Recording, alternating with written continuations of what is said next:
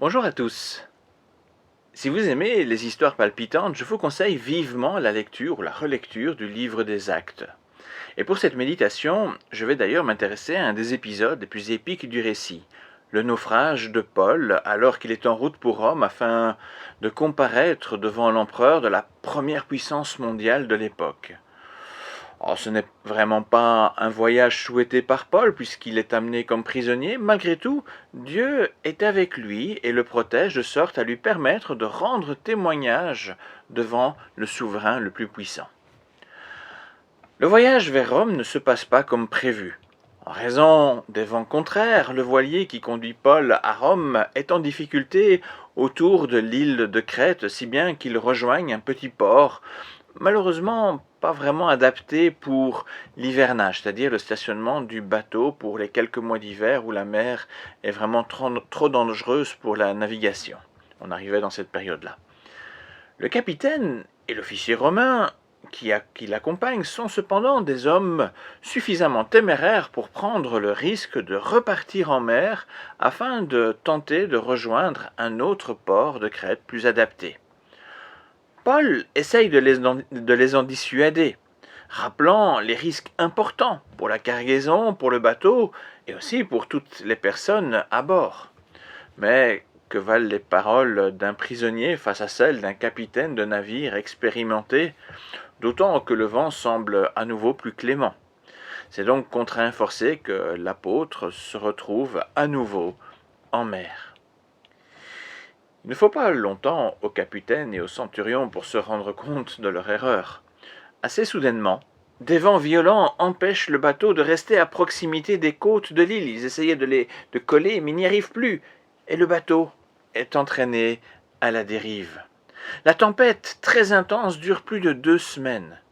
Le capitaine doit se résoudre à jeter la cargaison par-dessus bord. Mais même cette mesure d'urgence ne suffit pas. Tout le monde craint pour sa vie, excepté un homme, Paul, qui reçoit un message de la part de Dieu. Et c'est le verset qui retient aujourd'hui mon attention. « N'aie pas peur, dit le Seigneur à Paul. N'aie pas peur, Paul. Il faut que tu comparaisses devant l'empereur, et Dieu, dans sa bonté pour toi, t'accorde la vie de toutes les personnes qui naviguent avec toi. » Alors ce verset est très enrichissant pour en connaître davantage sur Dieu. Tout d'abord, on constate que malgré les choix malheureux des êtres humains, Dieu est là pour garder les siens. Cela ne signifie pas que toutes les difficultés vont disparaître. Paul est prisonnier et c'est en prisonnier qu'il rejoindra finalement Rome. De plus, Paul est lui aussi dans ce bateau à la dérive, sans presque plus rien pour manger et boire, et toujours au milieu de cette violente tempête.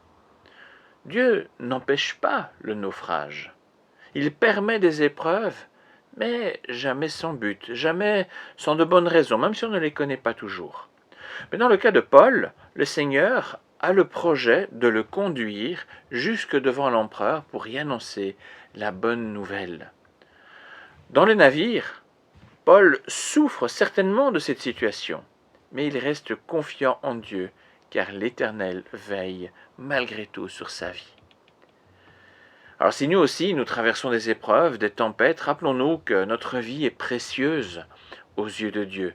Il veut que nous soyons des agents de la bonne nouvelle, des témoins de son royaume. Et c'est pourquoi il est avec nous, en toutes circonstances, même dans nos tempêtes. Le deuxième élément frappant de ce verset est de constater que Dieu donne la vie sauve à toutes les personnes présentes sur le bateau en raison de la présence de Paul. Dieu fait de Paul vraiment une source de bénédiction pour tout l'équipage et pour toutes les personnes à bord. Ce n'est pas sans rappeler une promesse faite à Abraham très longtemps avant Paul. Dieu promit au patriarche d'être une source de bénédiction pour toutes les nations. Genèse 12.2 ou 18.18. Cette promesse est pour tous les descendants spirituels d'Abraham, pour tous les croyants qui se confient en Dieu. Où que nous soyons, quelle que soit notre situation, Dieu fait de nous une source de bénédiction pour ceux qui sont avec nous, croyants ou non. C'est non seulement un cadeau donné à ceux qui nous entourent, mais aussi à nous-mêmes. Dieu, dans sa bonté, ne veut pas infliger à Paul la souffrance du décès de ses compagnons d'infortune. C'est pourquoi il les bénit en leur donnant la vie sauve. Et il bénit, bien sûr, Paul en lui évitant de vivre ce malheur. Finalement, ce verset témoigne aussi que Dieu souhaite avant tout la vie. Malgré parfois l'entêtement humain comme celui du capitaine et de l'officier militaire qui accompagnait les prisonniers, il manifeste son amour de façon extraordinaire. Le Seigneur n'a pas voulu que nous vivions hors de ce monde, mais plutôt envoyés dans ce monde afin d'être les agents de son amour, d'être les messagers du message qui sauve des vies. Même si nous avons l'impression que le contexte dans lequel nous sommes est hostile à Dieu, ne perdons jamais de vue que cela n'empêche pas Dieu d'aimer et de souhaiter que tous aient la vie éternelle. Et cela doit nous encourager à ne pas baisser les bras, à ne pas se résigner. Voilà donc un petit verset au milieu d'une histoire assez grande et mouvementée. Et pourtant cette petite phrase nous apprend, je le répète en conclusion, tellement sur notre Seigneur. Il nous sauve du danger et nous bénit même dans l'épreuve. Il fait de nous une source de bénédiction pour notre entourage. Il veut offrir la vie en dépit des circonstances hostiles. Alors que le Seigneur vous bénisse chacun dans les circonstances et les situations où vous vous trouvez, qu'il fasse aussi de vous une source de bénédiction pour votre entourage. Merci pour votre écoute et à bientôt!